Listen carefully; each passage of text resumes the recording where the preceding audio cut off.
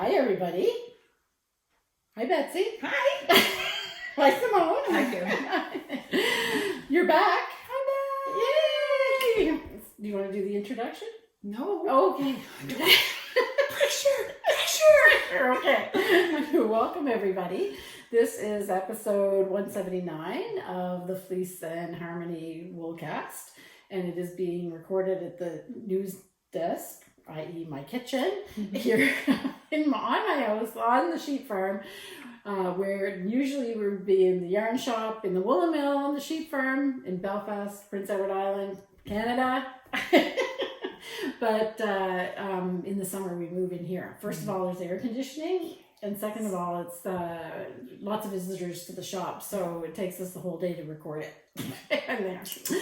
So I hope everybody is having a great summer. I can hardly believe that when you're watching this, it's August 8th. Mm-hmm. It's a bit crazy. Yeah. So did being away for a month make it go faster or slower? No, definitely faster. Oh, really? Definitely faster. So you're going to tell us a little bit about your trip. We'll probably catch you up on a few things too, Yes, like the huge family of skunks that we have with 7 babies. 7? Yeah. 7. That was last year. Busy mama. Yeah, that was last time the farm update. Oh, and Simone, I think we need to talk about the elephant in the room right away. Yes. So let me just introduce that. Some of you know already that Simone is really sportsy. That was just dripping with something. Yeah. I'm not sure what, but it was not honey. Yeah, it's from one extreme to the other. I am not sportsy at all. You're kind of somewhere in the middle. Yeah. But Simone is really an athlete. Yeah. But sometimes, who knew? Yeah. That running, it could be one of the most dangerous sports. So yes, I have a black eye. Everything is okay. I was doing a trail race and I had a little slip up and I fell and I'm okay. Yeah. Just a little bruise. And if you think the eye looks bad, you should see the knee. I haven't actually seen it. It was covered today, so I couldn't look. It's pretty bad too. Yeah. So it's all good. I had a little fall. I was running a race and I went to the aid station. They checked me for signs of concussion. I was all good. They freed me to continue, so I finished the race. So that's the important part. Go, girl. Yeah. And I just want to say too that I know that some of you might be concerned, but I'm an adult and I know that yes, when you participate in sports, there's a risk of injury. So I'm fully aware of that and I'm willing to take that risk. It's a conscious decision. Oh yeah, for sure. So, but you don't know what got you, if it was a rock or a root. It was a rock or a root. Because it was on a trail, right? Yeah. So it was the Bonshaw Hills trail race. Which and is beautiful. It's amazing there. Yeah. It's so beautiful. So the next time I do it, because I will do it again, I'm taking poles. Oh, so, okay. So is it a race, like, it seems to me that poles would slow you down. Well, except if you're on the ground. And holding your eye in place. So what kind of a race is it? They help you just steady yourself and stuff like that on the trail, because it is like, it's not the Confed trail that we have, which is like a nice kind of manicured gravel path. This is rocky and rooty and a lot of ups and downs and twists and turns. So I saw a picture that you took. Well, I don't know if that was before or after. It was after the fall, but it's actually just like a path. Yeah, through the woods, like a trail. So anyway, so it was beautiful. How long is the race? It worked out to be like 11.5 kilometers. Oh, okay. But they also had a 26 and a 52 kilometer race. Oof. Yeah. Oh, I'm surprised you didn't do the 52 one. She can keep working up. Yes. Room to grow. Room to grow. Because you do some pretty long ones, right? Yeah. Okay. So that's all about that. We had to. I think you have some concealer on it. No? Okay. No, I just dusted it with a little bit of powder because that is the extent of my makeup capabilities. Yes. So that's it. You're seeing the full thing. Yeah. All right. So, and other than the fact that it's been like hot, really hot here, but probably not as hot as Ontario. We were like 37 feels like over 40 a couple of the days. It was very, very hot. Yeah. But most places where we were equipped with air conditioning. Yeah, So okay. it might have been that hot that Matthew was still wearing his wool sweater. Okay. Just as soon as you step outside, you're kind of like, whoa, this is a completely different climate. Yeah. Okay. So we were working really hard while you were gone trying to keep up. So I think you did pretty good. Well, Yeah. we were kind of going by the skin of our teeth, I would say. And so you just had to finish up. There's one really, really late order. We're sorry. It's the jewel tone sock kits. Oh, it's coming. So it's coming. So Yeah. Betsy actually died It'll be yesterday. out in the mail by the time they Yes, see this. exactly. Yeah. And right before I came over to the Woolcast news desk, we got an email from a customer from the U.S. that has an order stuck. She can see that it's in Plattsburgh. I really don't want to talk about this, but I would imagine that there's going to be some delays on orders going across the border these days, because now, in the past, they weren't opening any orders or stopping any orders that were under the value of $800. So that's called the de minimis. I know way more than I ever wanted to know about trade and customs and everything over the last little while. But what that means is that they're inspecting every order that's going across the border now. I don't know if it happens both ways, but I know for sure in the U.S. So I would imagine that customs is a little backed up. Yeah. So you might expect almost everything. Well, everything that we send out now has a tracking number on it anyway. So you can track. I can tell you that I only see what you see. So the progress that I see is exactly what you're going to see if you click on your tracking number and look. So I can't really do much more than that or tell you more than that without actually going on the phone and getting in line and calling and trying to. So if it gets to be too late, like too long, then we usually ship almost every 99% of our stuff goes by UPS. Yes. You can make a claim with UPS, but I would imagine that they're going to probably extend the period of time before they consider a parcel lost either as well, because I can only imagine what it's like the backlog that they're dealing with, because like I said, the minimum was $800 that was just being waved through, and now every box is going to have to go through the thing. So anyway, I'm sure everything will get there eventually, and if not, you can do a claim, but I would imagine there's going to be a longer time before everything gets delivered. Anyway, so those are the kind of the things we wanted to talk about first, and I really don't have anything to say about the farm. Like, it's just everybody's just, a lot of people are coming to the shop and saying, where are the sheep? Well, they're in the barn in the shade. Yeah. So we have the farm area is not a public area, but you sometimes can see the sheep around, and they have about 11 acres that they can just wander around in, so you sometimes can see it when you pull into our parking lot. And they're eating first thing in the morning before we're even out there, and then they come back. They eat for about 45 minutes, and then they rest for 45 minutes, and they chew their cud, and then they go out and they get another little snack, and they have free access in and out of the barn. And we still have sheep, so don't worry, they're still here, but usually they're hiding out in the barn, especially midday. Yeah. Because it's getting pretty hot. And if we were wearing wool suits, we'd hide in the barn too. Yes, exactly. Yeah. So they would have been sheared now like a month and a half to 2 months ago, I guess. So they're already starting to get the growth back and stuff. It is insulating actually for the heat as well. So, but still, it's a wool coat. Yeah. So as insulating as wool is. So that's it.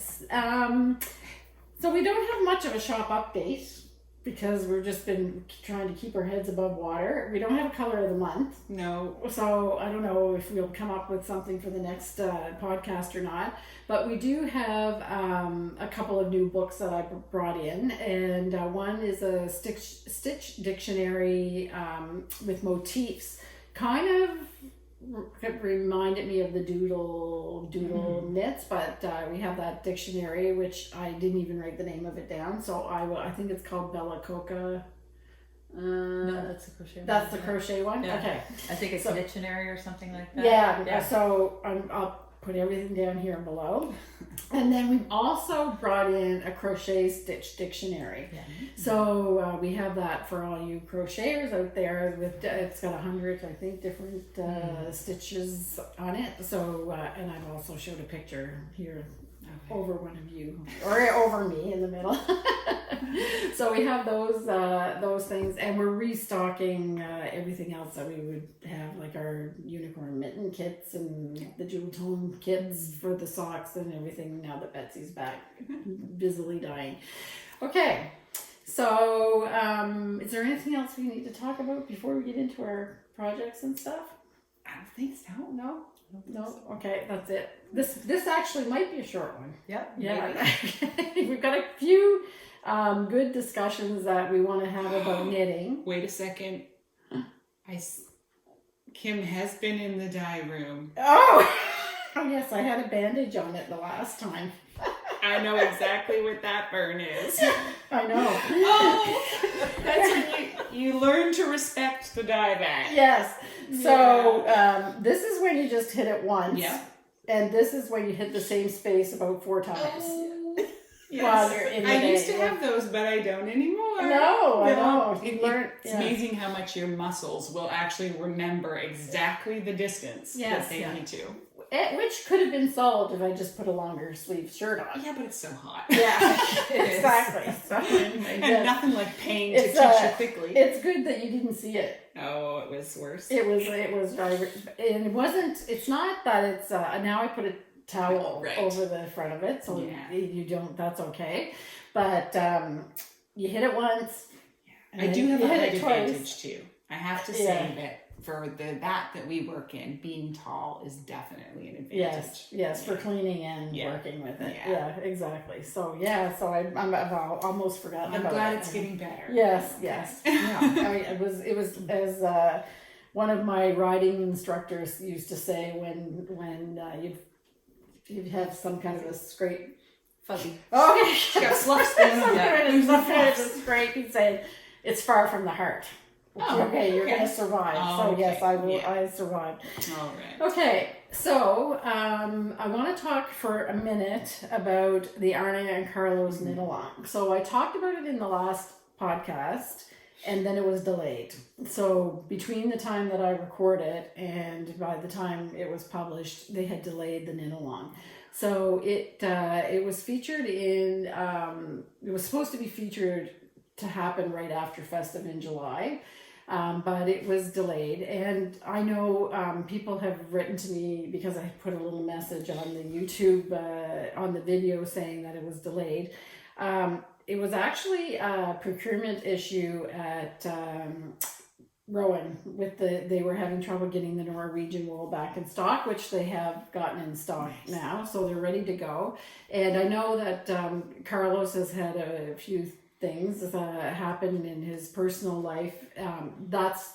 I don't think that's why it was delayed, but they just it all happened at the same thing. So it's, everything happens for a reason. I guess it was okay that it's delayed. So this I think I have some pictures that I can show here. So this year the knit along there's a blanket and there's a pillow that they will be featuring, Arne and Carlos, when it starts.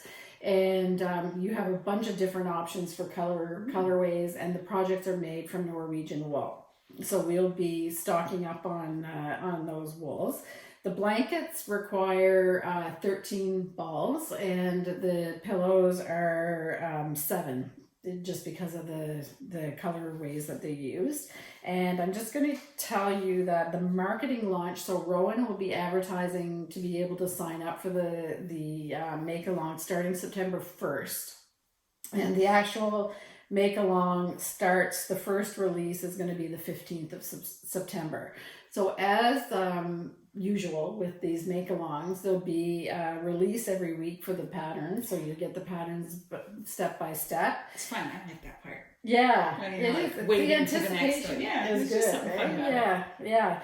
And release 5 will have a virtual meetup as well. So, and that's you're by October 13th. You're on release 5. And it runs, the cast-off party is the 10th. Well, I didn't check that one. I think it's probably the 10th of November. I did change some of the dates here on my thing, but it's the cast-off party will be in November. I was going to say, that would be pretty quick. Yeah, it's November, yeah. So knit like crazy. Yeah. So we're restocked up on the Norwegian wool. And then you can, on September 1st, Rowan will be advertising. When the sign up is available, I will let everybody know.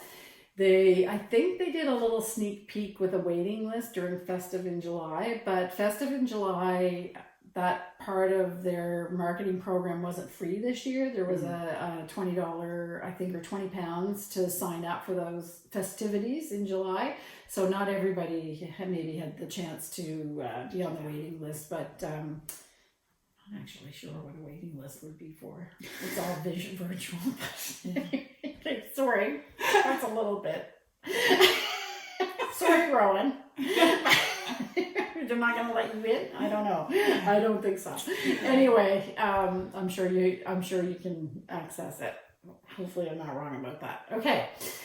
So moving right along, Simone has started something with her designer spotlight of the month. Yeah. And she's got a fantastic one again this time. Yes. So we're going to hand it over to Simone. And I shouldn't say spotlight of the month because I can't guarantee one every month, but we started a little series with designer spotlights, and they're just people that we find that are designing things that we really enjoy. This time we're doing Nim Teasdale. She's also known as Nim Knits on Ravelry. And I'm going to open up my phone so that I can... She's got lots of patterns. So many patterns. Yes. And so the last one we did was Grey Owl Knits, and she's a Canadian. Yeah. But I think Nim is from Australia. Okay. Correct me if I'm wrong, if anybody knows, but from the little bit of searching that I did, I think she is an Australian designer. Yeah. Okay. Yeah. So tell us about her. All right. So she tends to do mainly shawls. And she mixes a lot of texture, cables, lace, garter, in really fun and kind of unconventional ways. She does a lot of like crescent shaped shawls, and most of her designs that I've looked at so far are quite adaptable. So if you want a shorter shawl, you can make a shorter shawl. If you want a larger one, you can do that too. And you can use lace and fingering, pretty much whatever you want. So it's, in a way, a choose your own adventure. Okay. You like those designs. I do. Yes. I do. I'm going to choose my own adventure no matter what. Well, even if it isn't choose your own adventure, that's what you do. Yes, which is great. I'm the pathetic one that just sticks to the... No, you don't. You always go outside the lines too. I'm not as adventurous as you two. But my adventures are, more like staying in a hotel, spa. And you guys are camping. That's good. No, a little bit more challenging. So she has 154 designs to choose from. So it's not an insignificant amount for sure. And it was really hard to pick the ones that I like the most. So I just picked 5 that I personally enjoyed. She tends to take a lot of her inspiration from folklore, fairy tales, things like that. Right up your street. Yeah. Here we go. Yeah. I'm going to have to check this out. Oh, yeah. You're going to love it. It's really... And she's very... she's not stuck in a groove. No. They're all very different. Yes. Yeah. So the first one up is the 3 Wishes shawl, and it is designed for fingering weight. She says it's adaptable in size, so you can use between 200 and 1,000 yards to complete a project. Wow, okay. It's crescent shaped, and it also features beads. So you don't have to use the beads, but, why not? Sparkle. Yes, exactly. I really love this one because it kind of has that Estonian lace look to it. You'll have to take a peek at these afterwards. Well, yeah, I'll put the pictures in too. So yeah, perfect. Second up is Miramis, and it's also a fingering weight shawl of adaptable size, so between 437 and 1,094 yards. It's a crescent shape, and it has lace and texture, and it looks like it would be a nice pattern for somebody that's kind of an adventurous lace knitter. So there are some sections of garter stitch with slip stitch cables, but it's not the full-on lace until you get to the edging. So until you get so if you're a little bit apprehensive about trying lace, this might be the project for you because again, it's adaptable. You can include as much or as little lace as you want to, and you can make it the size that you want. Third up is the Trickster. I love the name of this one because it's cute. She took it from mythology, of course. So it's, again, adaptable in size. It calls for a fingering weight yarn, and she includes lace, cables, slip stitches, and stripes. So you get to use multiple colors in one project. This one is neat because the portion that's close to your neck is garter stitch in the two colors. So it is little stripes, but then she also has this meandering kind of cable that moves in and out. Yeah, it's really cool. And then it looks very close to like an Estonian lace along the bottom.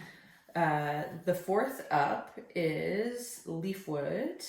This one is really interesting. Again, this would be a really great project, I think, for somebody that's, kind of an adventurous lace beginner. So it's adaptable in size, and it is a triangular shawl with stripes and garter stitch, and then it includes a little bit of lace, and there's a lot of play with color as well. So it's really great for incorporating variegated yarns. Oh, cool. And it uses like a DK to like worsted. Okay. So it's a little bit more variety for you to play with. So it would look really great with some solids and a variegated thrown in there. Oh, cool. So lots to play with. Selkirk worsted would be right in the... Yeah, definitely. Yeah, okay. And then the last one, which is my personal favorite of all of her designs, Lothlorien. It's a light fingering or lace weight shawl.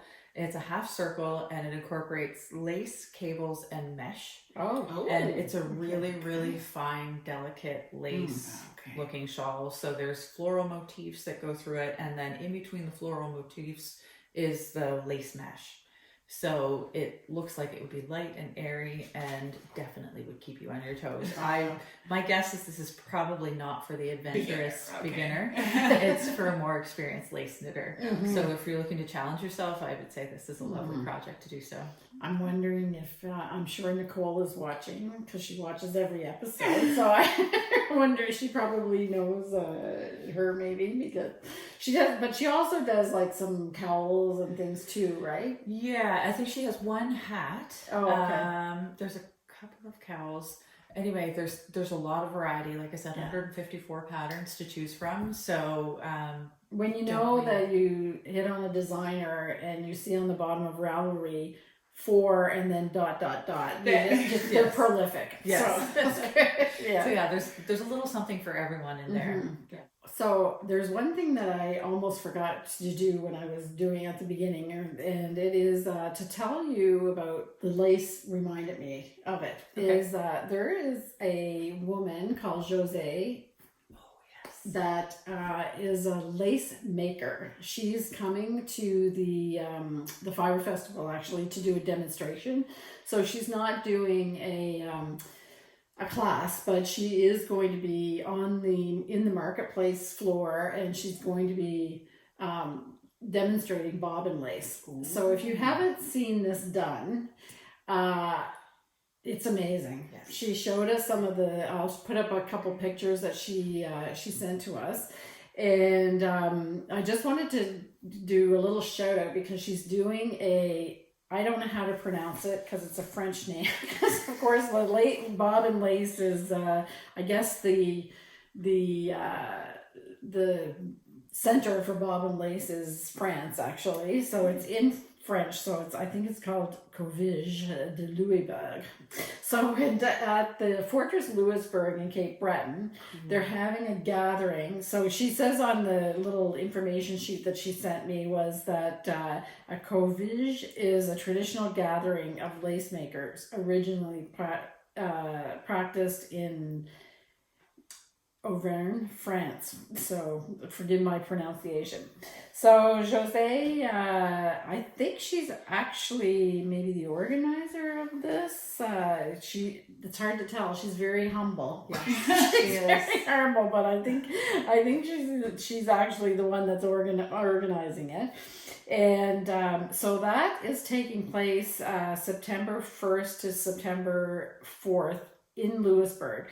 So let's say, I'll just read what she sent me in the thing. So she says, come and spend 4 days making bobbin lace in historic Fortress Louisbourg, where the earliest evidence of bobbin lace in Canada was found. Step back in time and share your passion with fellow lace makers and guests. That would be so cool. I know. I might have to share this with my cousin. I'm pretty sure she was trying to, when people find out you do some sort of textile art, they're like, oh, how about learning this? Oh, okay. So she was trying to encourage me to learn bobbin lace, so maybe I should send her off to this. So I don't know that it's for beginners or what it is, but you'd have to look and figure out more information. So it's funny because I'm reading it. She does all the details. If you want to, if you're serious that you want to know more about this, then just let me know and I will. Well, maybe I'll put Jose's contact information here so you can contact her. But so Louisbourg, for people that don't know, is in Cape Breton in Nova Scotia, and it's about 40 kilometers away from, or a 40-minute drive away from Sydney, Nova Scotia. Okay. So the airport is in Sydney if you have to fly, and it's a National Historic Site. It's amazing, because it's changed hands between the French and the English and the French and the English, over the history of Canada before Canada.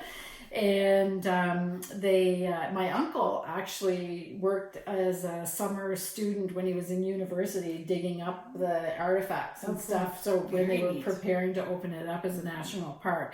And it's so well done. There's always people in period dress, and I think when you enter, they might change this depending on the year or whatever. But the last time I went, the fort was being held by the French, and there was a guard at the gate, and you better hope that somebody in the crowd that's waiting to get in knew French, because if you were an Anglophone, then you were challenged. Yeah, are you with the French or the English? Yeah, exactly. So anyway, it's all part of the thing. So they set the stage. You can eat rock hard bread at the little restaurant because they make everything by traditional. And they only had spoons, I think, in the fort when they were using them. So you have to eat your soup and your whatever it is if you get with a spoon. And they shoot the cannon off at the end of the day. And if you pay a little extra, you can have the opportunity to shoot the cannon. Oh, is that right? Yes. Oh, and the muskets too. Oh, okay. Yeah. Anyway, it's really well done. Yeah. And they've got a lot of artifacts there. Yes. And my uncle told me that when he was working there digging the things up, he said if you found a well, it was like a treasure trove, because when the fort was being besieged, people just threw everything of value into the well, so that whoever was the one, because it, like I said, it changed hands a few times. Anyway, so all of that is lace makers will be gathering there for this event, and I think there's only room for 12, so I have no idea how many bobbin lace makers there are that would be interested in going in the area. But I would think they would probably be doing some demonstrations and things like that as Whenever well we for the went to general visit, public. they had somebody in one of the houses, because you can go through the village and Yes. go through the houses and talk to people in the period dress that Yeah. are kind of in character. Yes. And they had one person doing bobbin lace, Yes. and she had about this much done. Yeah. And we asked her how long she'd been working on it, and she said 6 months. Yeah. Yeah. It's really something. Yeah. Yeah. So when you see those paintings of people with all this lace around Oh their my throat, you goodness. just Yeah. can imagine. Gives you a real appreciation for why real lace cost so much back in the day. Yeah, exactly. Okay. So I'm just, while I was looking at this, it's funny because she says what to wear. Lewisburg can be colder than anticipated. Be ready for rain, wind, cold, and warmer days. And you get it all in the middle of the summer too, in September. So costumes are not required. But for an unforgettable stay in 1740, consider wearing your new France outfit. I love it. I know. love it. I just, that makes me want to go Yeah. just for that. Just to see. I know. Yeah. It's good. Anyway, it sounds like they'll probably have a great time. Jose is just delightful when you talk to her. And I've never seen anybody more passionate about her craft than her. She's just really like all in, and it's amazing when I put up a few pictures of some of her work, and I don't know how you even do it. Like what is it, like some of those pieces that she was saying, there was like 200 bobbins or something like that, or I don't know. An incredible amount. Yeah. We complain about Intarsia. Yeah. And that's the one where they're like crisscrossing. Yes, Oh my all goodness. of those little bobbins. So anyway, I was fascinated when I was talking to her. She was in the shop, and she's doing a project with some yarn that we made here in the shop. So it's interesting that she came back to show us what she was doing. And so I was fascinated just chatting with her. But so I think that this is really interesting. We actually featured a picture of her on our Instagram. Yes. With the project in Eldon Lace. Yes, exactly. Yeah. Nice. Yeah. From when she was in the shop. So that's something a little bit different, but totally interesting. And if you like the handcrafts, that's, it's very fascinating to see things that are not as common, I guess. Yeah. Okay, so now we're ready to talk about our projects. And again, Simone, you're holding the torch for the hand knits. So what are you wearing? I'm wearing my Paper Dolls by Kate Davies Designs. Yes. Yeah. Exactly. It's one of my favorites. I love it. Yeah, it is really cute. Yeah. Okay, and Betsy and I are I don't have in any summary. knitted t-shirts. No. So, Well, I did have one, and I gave it away to my mother. So okay, there you go. I have to make more. Okay, so we're going to start with you, Betsy, with your Okay. projects, because it seems that you've been a little bit busy while you were on Just holiday. one whole shawl. That's really what I did. Oh, And then I that's finished a- that and that's started Just one whole shawl. It was a month. Oh, okay. And I was on holiday, so it was a lot of sitting and chatting. And Oh, okay. working And away. knitting a shawl? And I think it's perfect because what you were describing, not that I'm comparing myself to that designer at all, but this was just like, I just used up scraps and just kind of went for it. You're seeing the back. Just sort of like did just different pieces as I Nice. went. So I did some striping, and then I moved in some garter with like extra stockinette, and then there's some ribbing, and then this was my favorite stitch that came out of the Rowan patty wrap. Oh, And yes, that little wavy one. yeah, so I got that going in there, and then there was some variegated yarn. So I just like had fun pulling from scraps as much as I could be like free with that. I will fully admit to having laid out the balls of yarn and rearranged them a few times. Right. So it is not my colors at all. Right. My sister even commented when she saw me making it, she's like, that's different for you. Oh, I think it's love it, lovely but, though. Yeah, so it was a lot of fun, and I finished it off with a seed stitch. Yeah. Because this yarn is quite a bit heavier than the others. Ah, So it's okay. worsted, where the rest is all sock. Right. Yeah, so it's a combination of like some trial things that we had done on sock yarn here. This is just our straight up cotton candy that we make. This one came from just a bin somewhere. I'm not even sure exactly what it was, other than it said sock yarn. Oh, okay. Yeah. Nice. So it's really nice. Fun. Yeah, I love it's a its nice size. Yeah. And I just did where you increase in the center. No, yeah, you increase in the center and you increase on the ends. So it basically grows pretty triangular. It does get a little longer out the wings, faster than the depth of it. But I like a good deep shawl down the front. Because I'm a tall person, I think I can get away with that pretty easily. Yeah. Yeah. Cool. I really like, and it's an unusual kind of thing, but the pop of that bright blue in with those warm colors. It was a really last nice. minute choice to kind of like, well, not last minute, I guess I was halfway through. It was not in the pile originally when I started. And all of a sudden I saw this one and I was like, I have some cotton candy. I wonder if that will work. Yeah. As I got going with this, it actually ended up knitting up. The colors were a little different than it looked in the ball. In the ball, it looked a lot more barber pole. Oh, okay. And I'm fine with the fact that it wasn't. Yeah. And the blue in here, there was less of this bright blue than it looked like in the ball. Again, probably just what was showing on the outside of the ball. Right. But there was just enough, I felt, to follow that. So, but that's, it's we talk about this in different times, is that the unexpected pop is what makes it. Yeah, right? Makes it fun, And then I was really worried about this green all the way through, because I was like, I should not have put that green. And then when I found this ball, I was like, oh, I'll finish it with this to bring it back to, and I had saved just a little bit of brown to kind of work that all back together and frame it up. So I love doing this kind of thing where you're really just playing the whole way. Yeah. And you don't have to worry about fit. Yeah. Because it's just a shawl. It is what it is. Yeah. Exactly. So, and it's beautiful drape to it. And it's just a nice weight too. So I was telling Simone, I'm going to have to get a chocolate brown shirt or knit a chocolate brown sweater or gift it and give it away. Right. And I'm seeing a project that I think it would match beautifully with around the table today. So this would be perfect on days like today where it's going to be plus 27 and then plus 12 tonight.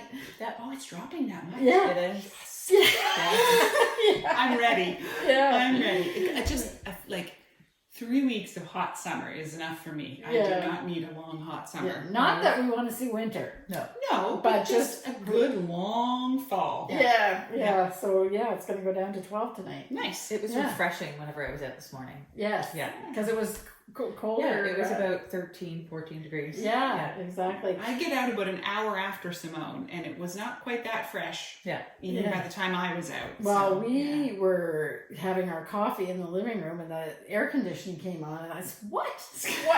Why is the air conditioning?" And then we realized that right when the thermostat turns between morning and when I have like overnight and then morning, the sun was coming right through. We have this huge big window here, and the sun was coming right at the angle, and it was shining on the thermostat. And so the thermostat was reading 25. So the air conditioning started. We're like, no, it's not that. Yeah, exactly. Okay, so what else do you have? So once I finished that, of course, I was like, well, now I have no more yarn with me because that was all I took. Okay. So my brother has a friend in Waterloo, and I popped into her shop and I picked up this yarn, which what drew me to it is that it is wool and nettle. Okay. Which I think is like probably similar to linen or cotton. Maybe? Yeah, once you get the prickles out. Oh, I don't actually know. Can you eat nettles too? Okay, I don't really know what nettles are. Are they a Canadian thing? No. They do it in Britain too. Yeah, I thought so. Okay. Yeah. There's nettle soup and nettle tea, and then they have competitions about eating the heads of nettles, which are the stinging part, and they turn the inside of your mouth black. What? And I can tell you that when you're trying to look at somebody's Highland cow in Scotland and you want to get the perfect picture and you go in the ditch and you kneel down in it, not me, Ken, he got up and then we drove away and his knees started to puff up and he said they feel like they're on fire. Oh, okay. None of that is happening with my gorgeous yarn here. With which is really it's really funny because you eat them, you do all kinds of very things with them. You just don't lie down and take a nap in them. Exactly. Yeah, exactly. So if you're wondering, what is this? What is it? Knitting we're holding here. It's a shoulder, it's the beginning of a cardigan. So this way. Looked up at a few different patterns to figure out how to do a saddle shoulder. Okay. And the first rendition. Where'd that come from? That stitch is slipping. Okay, we're gonna save them. It's okay. This stuff is slippery. Okay, we're just gonna set it down. It's a little. Go ahead. You talk about it. So saddle shoulder construction. I wanted to try. I'd never done it before. So I started with like some texture across the top, and a little bit later we're going to talk about some reasons why you might pull things out. And for me, that was definitely one. So I'll get into more detail about why later.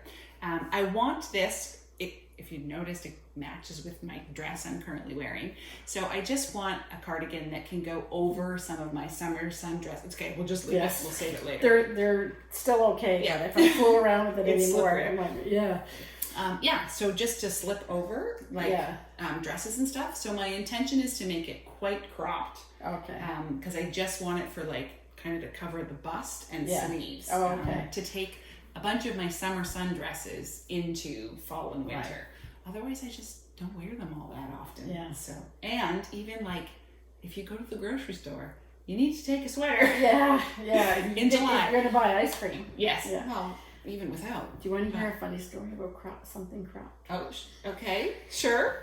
Maybe. Is this the story you alluded to earlier? You tell your story. I'm going to try and get these stitches out because that's going to make me paranoid. Well, I have clothes that are like tens of years old, decades old or whatever. And I was on Sunday, I finally, Ken hadn't been feeling very well all week. So he was back on full steam ahead. So he looked after the shop and I came back into the house, and then I thought, well, I just want to read and just be kind of comfy or whatever. So what can I get to wear that is just, I didn't really want to be in my pajamas, but I wanted to be just kind of like, so this is maybe too much information, but I dug around.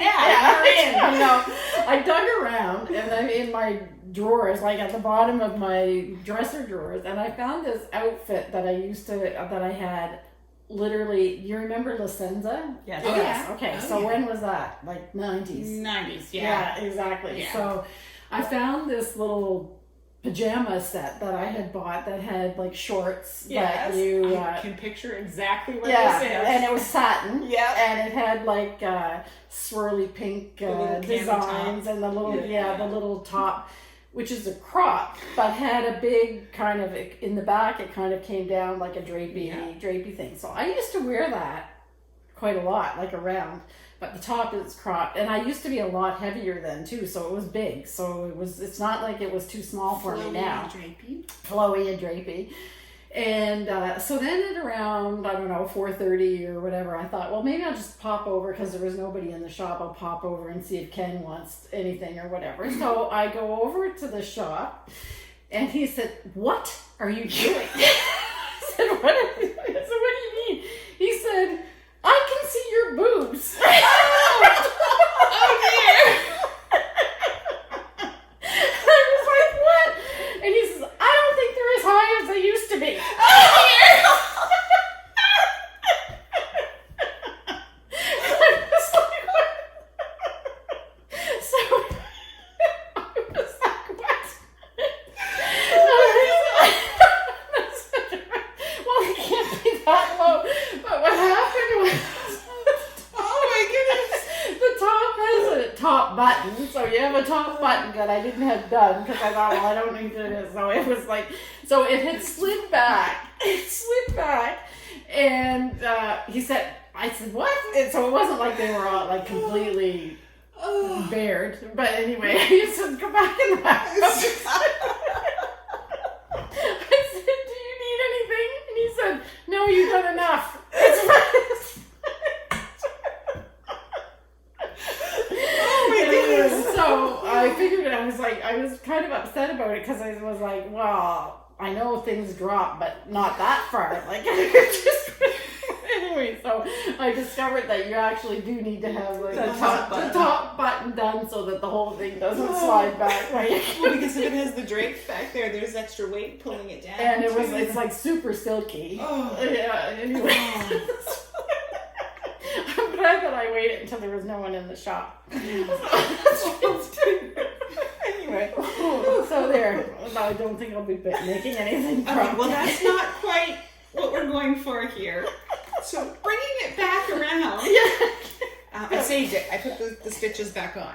Okay. So the shoulder goes, across here, and then this is working its way down. Oh, yes. This is tight. So you're just doing this just on the top? Yeah. Just okay. kind of. I have a pattern.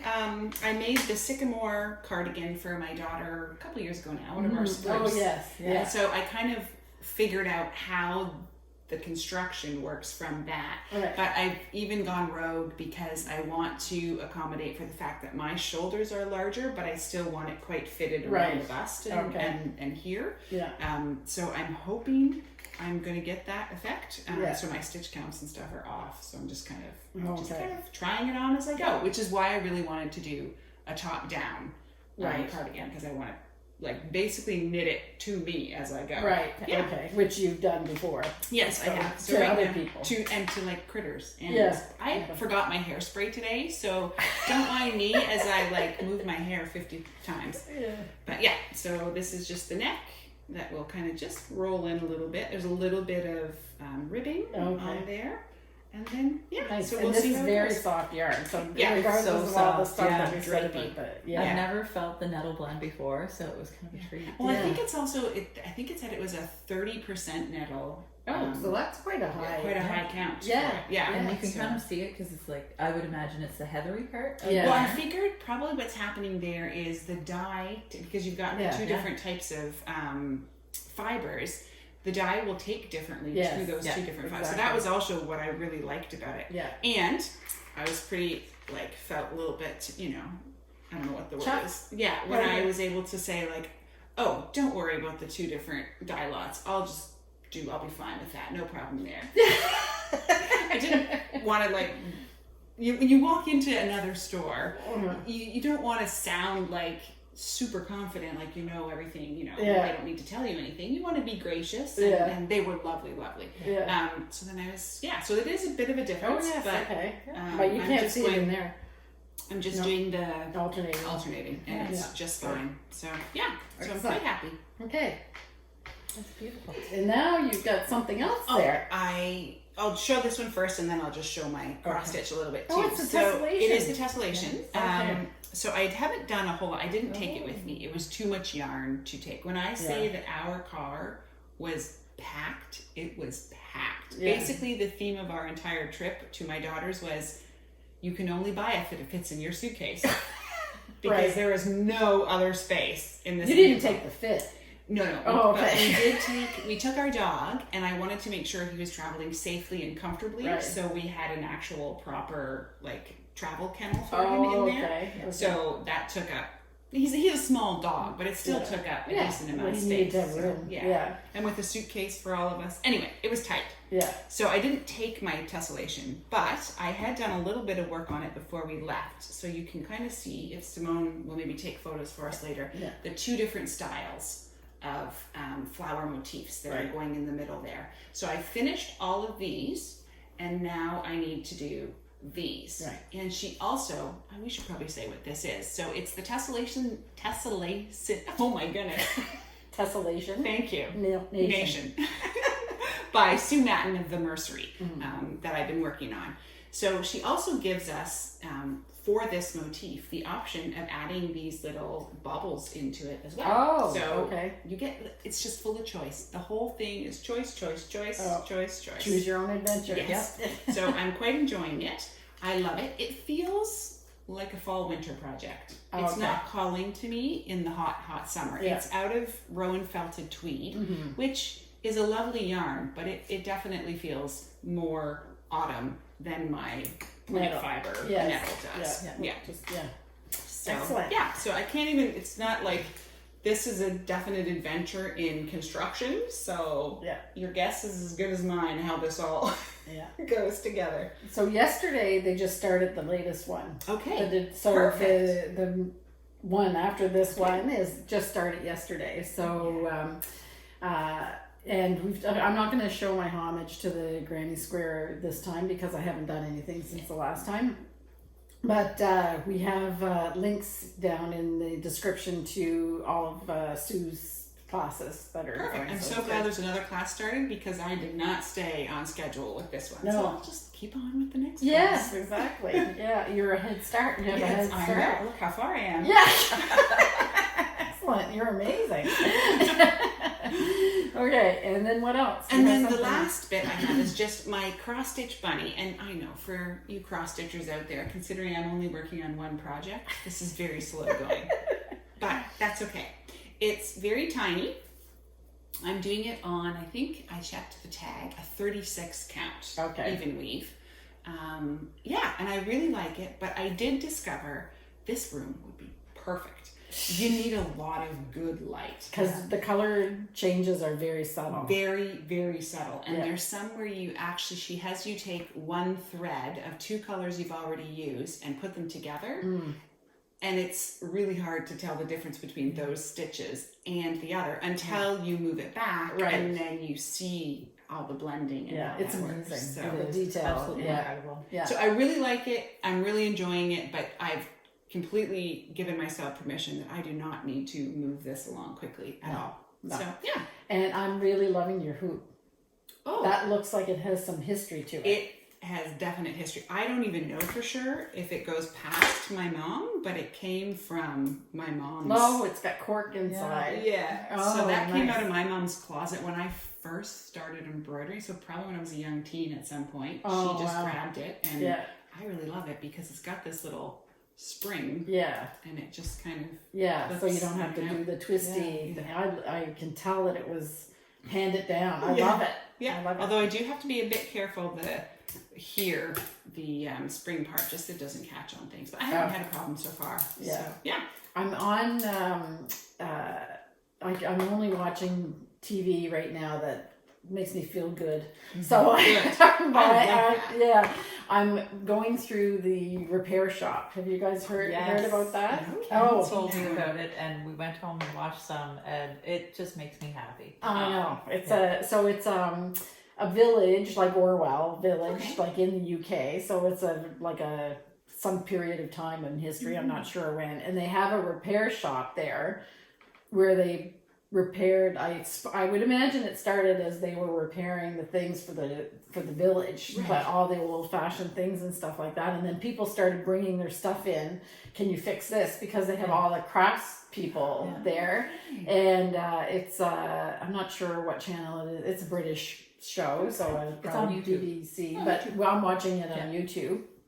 And I just watched the one where King Charles had them fix a clock and a piece of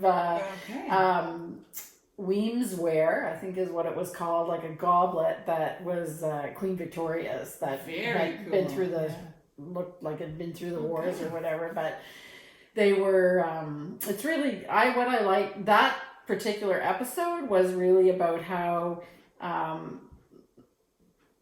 it was kind of like how important the trades are, and also how important it is that people have ways to be successful when it's just not math and science and computers or whatever, and that these King Charles has a school, I guess, on one of his estates that they teach people those kind of handcrafted trades, basically. That's sort of what that episode was about, and I just watched it and I thought, Prince Charles and King Charles or whatever has gone through some ups and downs with his popularity, but he was on that. I said all they should have done was just send him to the repair shop years ago, because he was so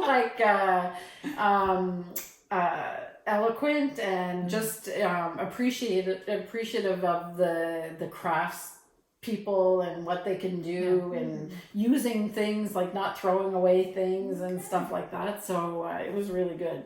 This show will really appeal to you. Okay. Yes. Yeah. So, all right. And What's please, again? the repair shop. The repair shop. You can just search on it on YouTube. I will. And please, if you're not a monarchist or whatever, I'm not. It's just don't commenting about the show. Yes, and the show's guest. Yes, exactly. So anyway, it was really, really good. It was, and it's every episode is, because now it's really, if you look at earlier episodes, it was really people that were just wanted to fix things. But now it's kind of, I'm on season 8 that I'm watching now, and now it's kind of morphed into mostly people that have things that have been passed down through their family, and they don't want to lose the memory of those things, so they're restoring them. And sometimes they restore it. Some people come in and say, I want what it looked like when it was new, and other people say, I want to see the life that it lived, but I just want it to work. Right. So it's really, really good. Very cool. Anyway, so there's a little segue. We're all about the side notes today. Yes, exactly. Yeah, exactly. Okay, so I'm next, but I'm gonna go last. So you can go now. All right. So I will start off with the Unicorn Grove mitten. Yes. So this is gonna be the shop sample. It is. Yeah. I love how she's like the Unicorn Grove mitten. Yeah. and not mittens. Yes, it's just one. Mm-hmm. So I used the leftovers from our first batch to knit the shop sample, and the reason I'm only knitting one is because whenever people visit the shop, they frequently ask, how much are these mittens? Yeah. And if there's only one, it's a shop half sample. price. Which is half price if not for sale. Yeah. So the mitten is finished, and there's 2 ways that you can wear it. You can wear it long like this, or you can kind of tuck, and it's hard with my watch. I was going to say, you have a perfect little watch pocket. Yeah. You can kind of tuck the rib portion up. It's not normally this lumpy, but it's my watch underneath. Yeah. So it's extra cozy. Yeah. And you didn't block this yet. I did not block it yet. I didn't even sew in the ends. Yeah. So it's hot fresh off the needles. Yeah, fresh off the needles. But yeah, I really enjoyed the pattern a lot. It's a very fun knit. Mm-hmm. The one thing that I will say is if you tend to like your thumb a little bit roomier, you might want to consider adding just 1 extra stitch on either side of the thumb for some extra space. I like a well-fitting mitten, and it fits my thumb well.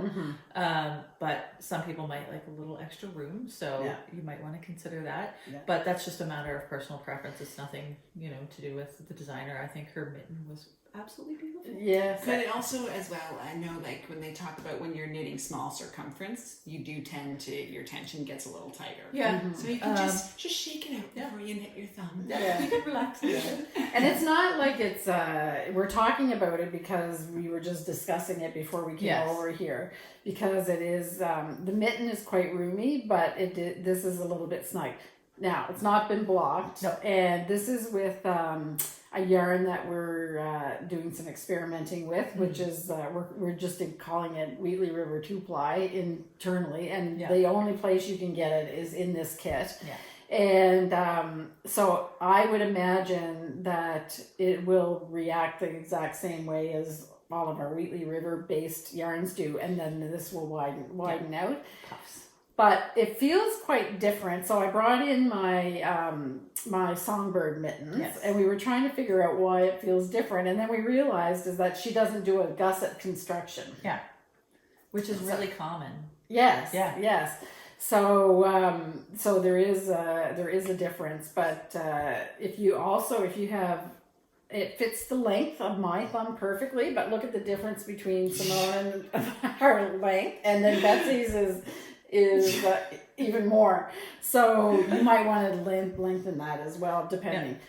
But the important part is that we made the kit to be, it comes in 3 sizes, and we made the kit to do the largest size, so you have plenty of yarn to do the small and the medium. This is the small one. It is. Yeah. Now, bear in mind, I tend to be a little bit looser with my knitting, just from years and years of color work. Yeah. So if you wanted, I actually didn't even do a gauge swatch. But this is your gauge swatch. That is your gauge swatch. Yeah, well, I've knit enough mittens with our yarns, like our point from sock and stuff like that I had a good idea of how it was going to turn out. Yeah. So I just cast on the smallest size because I knew with the particular needles it was going to work. Yeah. Okay. I was just thinking maybe we should clarify for some what a gusset is. What we're talking about. Yeah. So on here, you'll notice the V shape that goes down in the thumb. That is what we're referring to as the gusset. Mm-hmm. So it just takes into a little bit more account the fleshy part of your thumb. Right. Yeah. It's not like you don't have to have it there, but that's just the difference. And it also means that the wrists are generally more fitted whenever you include the gusset. Yeah. Yeah. So, so this is a Songbird mitten by Erica Hauser. Yeah. And, but it gives the length. So just depending on, so this one for me is a little bit short in the tips. At the tips. Yeah. But, the thumb actually, like the gusset starts way down here. And you're right. It is a little bit tighter. It's not it is a little bit, there's a little more shaping, just because of that. So, but both are good. Like it's totally cool. I really love these colorwork mittens. So do I. They're so beautiful. They're a lot of fun to knit. Yes. I've knit a lot over the years, and I don't think I've been disappointed by any of them. No. So I know that one of my first experiences to watching someone knit in real life was when I was probably about 17 or 18. My sister had a friend over and she was sitting on my mom's couch working away on, it could almost have been like, it wasn't these mittens because I know that design's not as old, but it was a bird in red and white. And I remember thinking, that is like amazing. Yeah. How could anyone ever do that? And then she finished them and she gave them to my sister. And I just remember being completely mind blown that was possible. Yeah. And I'm like, do it. Yeah. So anyone can learn it. Yeah. But, did you get the same when you're doing this and you as well, when you do these small, they take a time to knit, but because the motif is so small, I got the impression of like a printer or that's just like sketcher going laser printers or whatever because you could see it like revealing itself because it doesn't look like anything at the bottom and then there's the tail. Oh, how many like birthday banners did we print on that old printer that like, was it V's? I think it literally was. It was small V's that would make up whatever your picture, your graphic paper was. That was like all accordion. Yes. I still love the perforated edges. Oh my, we're getting so distracted. Anyway, I find that was really satisfying. And I'm sure it's the same with this. It's like what they call potato chip knitting. Just one more row around. Yeah. And I love too with this, when you've done the row, that's it. You move on to the next one. When you're doing a sweater, you need to repeat the motif several times, but there's something satisfying about like just checking that row off and move on. Yeah. And even though they're knit on tiny needles, it still seems to move quickly. Yeah, it does. Yeah. So it's a very like instant gratification-y type project. Someday I hope to have the like patience to actually do that much color work on like a full all over your kafta. Yeah. That's the intention. So we have more of these kits in stock, right? Yes, that was the point. Yeah, and I'm spinning more yarn for it today. Yes. Nice. Okay. Yeah. Oh, more. There's still some left over, I think. Yes. Too. But we sold. I made while you were away. I made a batch of the kits because we had an order for it, and then I made plenty. Yeah. And then they were gone with that in the store even before the sample came. So I think, but I'll leave that to you. So, did we take the kits off of the shop, out of the shop? That is a good question. I don't know. Yeah, okay. We'll double check. But we'll put it back on anyway. By the time you see this, it'll be back on. Yeah. And the other thing that we've been out of stock on is the jewel tone sock kits, and those will be back as well. So, Okay, so next up is my Lunenburg cardigan. So this is a pattern by Amy Christophers, aka Savory Knitting, and it's written for a pullover, but I've converted it into a cardigan. and I cut the steek. Yay!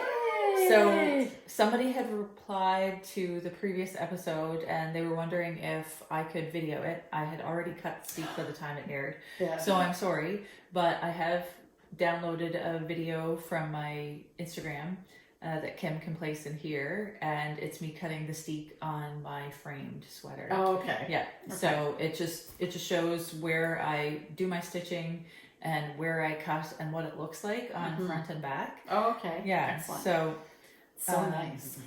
Yeah. Beautiful. Yeah. finish the body of the sweater. I need to go on to the sleeves next. This is what we were talking about, like Yeah. pairing it Yeah. with. Although maybe it's like too similar, it'll just blend together. It's really interesting, eh? It has the Really same effect because these are all single color yarns. They are. Yeah. So, and that's a variegated Yeah, yarn, yeah. and it's the exact same colors. And Yeah. the funny thing with this is my second time knitting this pattern. Mm-hmm. The first time I knit it in the called for yarn, in the called for colors, and I had enough left over to knit a second yoke.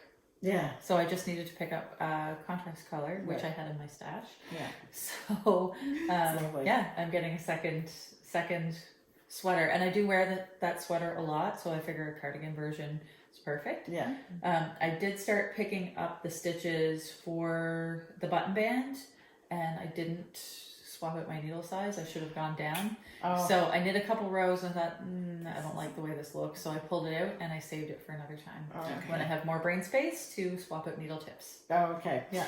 And somebody had written in the comments for the Audrey and Unst vest, or did you pick up the button band after? Yes. Yes. Yeah. Okay. Yeah. So Because that's I written didn't- right in the pattern, the options that she gives for that. Okay. I think I like that. This one I'm doing the button band while I knit it, but I think I like a button band that's picked up after. Yeah. Yeah. There's just something cleaner about that edge Yes. that's just crisp. Yeah. And you can manipulate the stitches as well, because you can go up or down Yes. needle size as you need to. Yeah. So you get the firm kind of button band, Yeah. because sometimes button bands can be a little loosey-goosey. Mm-hmm. So I figured with mine it wasn't going to matter because I don't really have intentions of other than just doing like the top button. Yeah. But if you really want to be able to do the buttons Use up, it, yeah. I do like a firmer Yeah. button band. and I am planning to use the cherrywood buttons on this. Yeah. Of course you are. Yeah. She loves them. Just restock. Just restock them. Well, there's so many options of Yes. designs on them too. Yeah. So Yeah. why They're really not? cute, Yeah. and they'll go with the whole aesthetic of the cardigan. Mhm. Yeah. I agree. So it'll be cute. Yeah. And I forgot to mention this, I did the bottom ribbing in a contrast color because I'm not really sure if I have enough yarn in the main color. Oh, okay. So I'm kind of playing Hedging yarn your chicken. bets. Yeah. Yeah. Okay. So that's one of my adaptations. Oh, there's a little bit of Selena in here. I don't know how that happened. So yeah, Sparkle. I use the contrast for the top, contrast for the bottom. I'll do the button bands in the contrast color as well, just to kind of reduce usage for this particular color. And the because you gotta cuff make it top, last. yeah. Does it the Yes. sleeve have any color work on it? No. No. Okay. No, so it's just a Solid. straight up sleeve, and then I'll do the cuff Okay. in the contrast color as well. Yeah. Perfect. It'll all hang together. Because I have more than enough Of of that color. Yeah. Nice. Okay. Excellent. So Really beautiful. nice. It's Yeah. gonna be perfect for fall. Now I need a turquoisey brown. It's already starting to soften up too. Yeah. Yeah. When Yeah, you just work with it and hold Shoving it. it in and out of my project bags Yeah. and stuff like that. And now Okay. The stellina? No.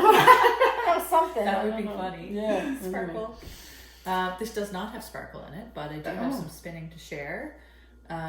So this is Cara, and I it love that is label. merino, touch of silk, and flax. I've been on a big. Look at that. Look how Flax. fancy And that It's is. almost like a gold embossed. Yeah. I Yeah. love rose gold too. Yeah. Look at that. That's lovely. So I finished spinning my last project, and I immediately had to start another one because that's what we do. Yeah.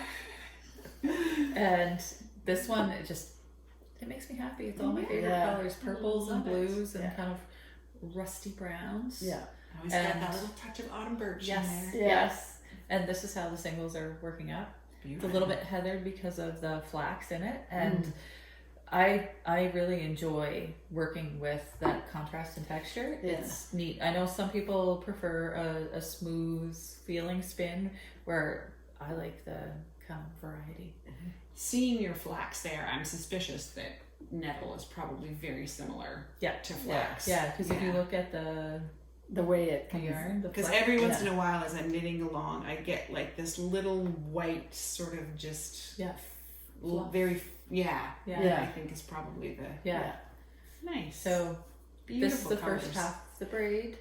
Oh, so Tour de Fleece is over now. It right? is. Yeah. And did you make whatever your personal goal was?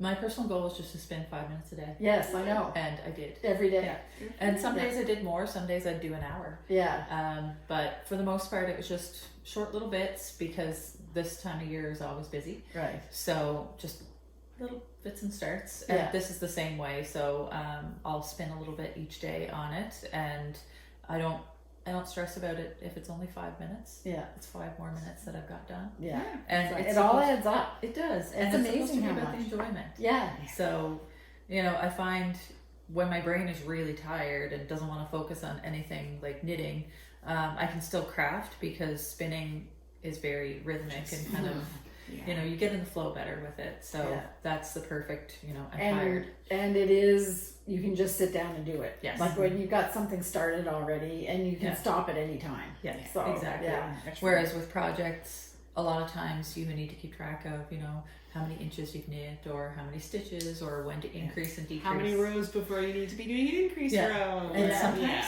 I just don't want to pay that much attention. No, exactly. Yeah. Great. Yeah. All right, and That is there was anything else? it. That's it? Yeah. Okay, all right. for you So now for me, well, so now it's my turn. Sassy today. Yes, that's great.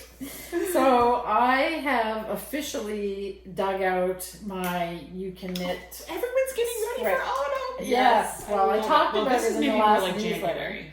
Yeah, it's a heavy It's gonna be sweater. toasty, yeah. So I forget if this is the front or the back. Well, that actually doesn't matter yet, because I haven't started any knit. So this is the piece that when I quit doing it, this is where I quit. I had this the motif done, and then I just did a couple of rows of the contrast color. Yeah. So, or the main color, I guess it would be. So for people that may be just joining us, this is I'm remaking a sweater that I purchased 100 years ago, and I'm making the exact same sweater, but using my original sweater as a template, and creating it as I go.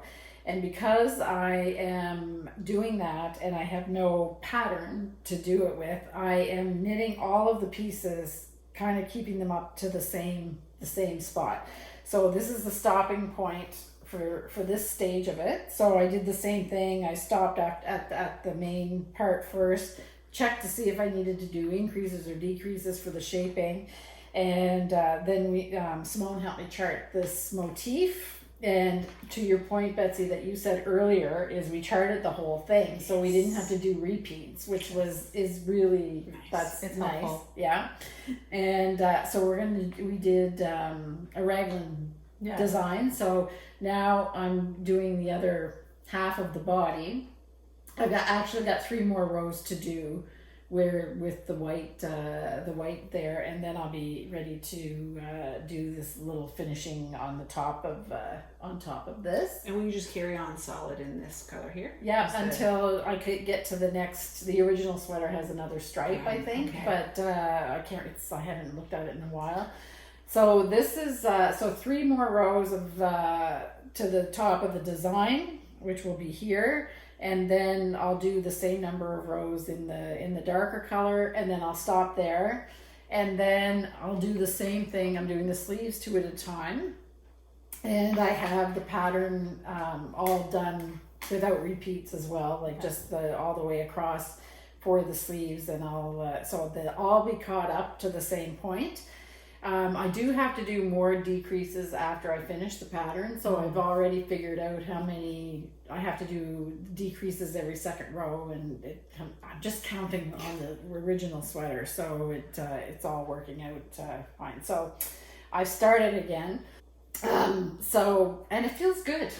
feeling ready. I was ready to start it. Perfect. So it's took me about an hour to figure out where I was, which is one, and I'm keeping notes as I go because I'm doing it, writing the pattern as I'm knitting it basically. But even with the notes that I took, I was like, oh, why didn't you take better notes? But I meant, when you put it down, you intend to just pick it up the next time you're sitting in the place. But when you don't, then it's like, okay, so it took me, I wanted to make sure that I was in the right place. So I had some hand scratches on the pattern with the motif, and then I had my little knitting journal that I looked at. So I married the two things together and figured out where I was, and now I'm off to the races again. So I'm gonna finish it. You're gonna finish it. But I'm ready to do it. Yeah. And that's the biggest thing. That makes a big difference in like your motivation levels to get something done.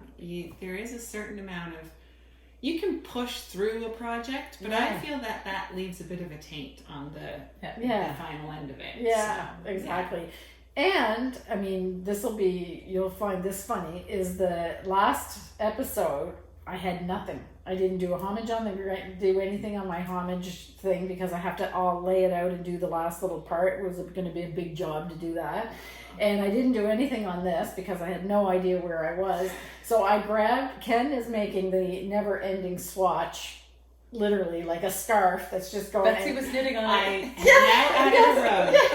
I added a row, so I'm in that scarf too. So I just did like 5 rows on that, and I brought that as my project in the last episode. That's funny. But it lit the spark. I was like, okay, I miss knitting. I've been doing crocheting and I miss knitting. So then that was the spark that got me going. And sometimes you just really need a break. Yeah. And I think that it's kind of like your 5 minutes. Like if you just do something, just do it. Yeah. It's the inertia, like getting off of the inertia that is the hard part. And so I did those 5 or 6 rows on Ken's thing, and then I was like, okay, I'm ready. I really want to get 5 rows of garter. Now I want to do something a little bit more advanced. Yeah, exactly. Perfect. All right. So, so we had a topic. We did. Yeah, things to make you frog. So Simone had a bit of an adventure. Yes. I don't even think you saw the beginning. I don't think I did. Yes. Okay. All right. We'll start from the beginning. Yes. I had picked out a sweater pattern. It's a popular sweater pattern that I wanted to knit. I got the yarn. I did my swatch. I was a good girl. I did my swatch. Yeah. And the fabric that I wanted was a little bit more dense than was called for in the pattern. Mm-hmm. So the only real change that I made was I went up in sizes. So typically I would knit a size 2 in this pattern, and I went up to a size 4 just to accommodate the tinier needles. And I was really liking the pattern a lot. It was a lot of fun. But whenever I got down to where, like, it was knit top down, whenever I got down to where it joined, like divided for the sleeve and joined for the body, things were a little askew. So it had like motifs along the top of it, and they weren't centered. And I thought maybe I did something wrong. So I went back through and I checked and I double checked and triple checked all of my math. I reknit it. So I pulled back a few rounds. I reknit it and I still had the same result. So I was kind of griping a little bit to Kim, and that's what we do sometimes. So we did. We went to Ravelry and we looked up that particular size and the larger sizes in that pattern, and they all had that same slight little twist. Yeah. So some people are okay with letting that go, but I prefer, if things are going to be asymmetrical, to be like obviously asymmetrical, not like just slightly off. Yeah. And that's the way this was. It was just slightly skewed, so it looked like you were kind of turned when you're wearing the sweater. We should be clear, it's not a mistake in the pattern. No. It's because of the way the motif is quite wide. Yeah. And so we think that we're assuming in our, whatever, we're assuming that it was in the grading. Yeah. Because the motif is quite wide, so in order to grade it, you probably had to do some pretty, it probably wasn't that easy to grade that pattern up. And we're assuming it was graded up because the smaller people that had pictures of the smaller size, the perfect. Motif was centered. Yeah. But the bigger the sizes went, it was meaning that and it was really more on the shoulder because the motif didn't come across the shoulder. And it was the way it was centered, so it was just slightly off. And you would, if it was just an all over design, like a small repeat, you wouldn't have even noticed it, but it was actually a pointed motif. And large blocks of motif. So it was obvious whenever I tried it on, and for me it was like, this is something that is going to make me not want to wear the sweater. Yeah. So I pulled it all out. I spent like... You were going to try to fudge the stitch count. And I did that. I pulled it out, like pulled it back. I did a little finagling. Didn't like it. Did it again. No. Still didn't like it. I did it a third time. Oh, wow. And I was like, okay, I'm just hitting a wall here. So I'm going to give it time out for a minute. So I left it overnight and I thought about it. And the more I thought about it the next day, the more I thought, that is just one of those things where it's great for everybody else. It's like V-necks. Yeah. Great for everybody else. But it's something that would cause me not to wear the garment. Yeah. So I pulled it all out. Yeah. And I may revisit it. But if I do, I'll rewrite the charts. Yeah. And I think that it wasn't easily done. No. So I think it's definitely going to be a big challenge, and I would imagine that what I am assuming is that the graders ran into the same challenge because it's just because the motif is so big and so distinctive, like where the center would be. Yeah. That would be really hard. Yeah. It would be really hard. Yeah. So anyway, and it's good though. We've talked before about applying if you don't like it now, you're not gonna like it 10 rows from now. Yeah. So it is I think that in itself is a knitting discipline to be able to recognize this is not working for me. Yeah. And to just let it go, either for a rest or to choose something else to do with that. Yeah. And when we looked at the Ravelry projects, it was not that easy to see that it was off. Yeah. And we're saying off, but it just wasn't centered or whatever. So, you could happily wear it. Yeah. It's not really like that kind of a criticism if you want. Half an inch to an inch off. Yeah. That was it. And it got worse the larger the sweater was. So. I think we have fluffs floating around. Yeah, we do too. They're attacking my nose and my throat. Yeah. Okay, so it's okay to frog and do something else. Yeah. Oh, I was going to say with my cardigan that I'm making up on my own, especially if you're going to make something up as well, being willing to let it go. But it wasn't even that. I had incorporated the original texture into the shoulders. Yes, right. And then went to the bathroom to look at it, and I went, I already have broad shoulders. Why am I drawing all this attention to my shoulders? So I was like, just rip it out. And then I had a chat with because it was at my mother-in-law's house that I did this, and I said that one of the hardest things for Matthew when I first started knitting was when I would have put in several hours on something and then it was like nope, and I would just rip it. He would just be like oh. Kirby's the same way even now, and it's been forever. So I can't believe you spent 4 days working on that and pulled it all apart. Yeah. I'm going to spend the next 4 days knitting anyway. Yeah, so. But when it's right, you're going to wear it for the next 20 years. Yeah, exactly. So.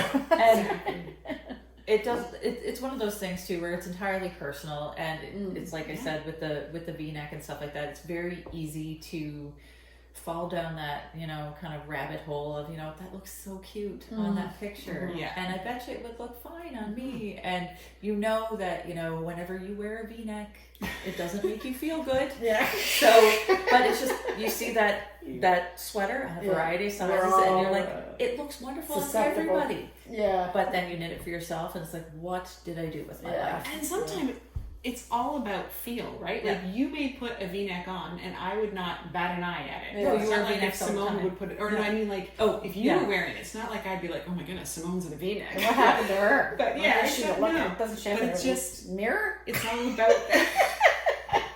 Okay, take it farther too.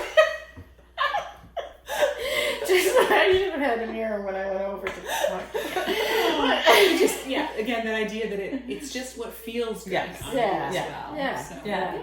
It's kind of like like my top that people wrote to me and said, you know, you were so generous, thank you. But I just didn't feel right in it. Yeah. So my mother loved it. Yeah. Perfect. She was so excited about that. Yeah. So I made a nice gift.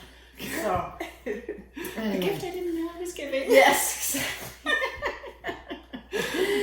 Okay. So I think that's. Is there anything else? I think we covered everything. I think we talked quite a bit for a short episode. Yeah, so I'm not actually going to do. I was going to talk about the Lewisburg thing during the Fiber Festival, little section that I did, but I decided not to because I wanted to spend a little bit more time. But just as a reminder, Prince Edward Island Fiber Festival in Charlottetown, Prince Edward Island, on October 23rd to the 25th, and we hope that we see a lot of you guys there. Yeah. So that's good. It's going to be fun.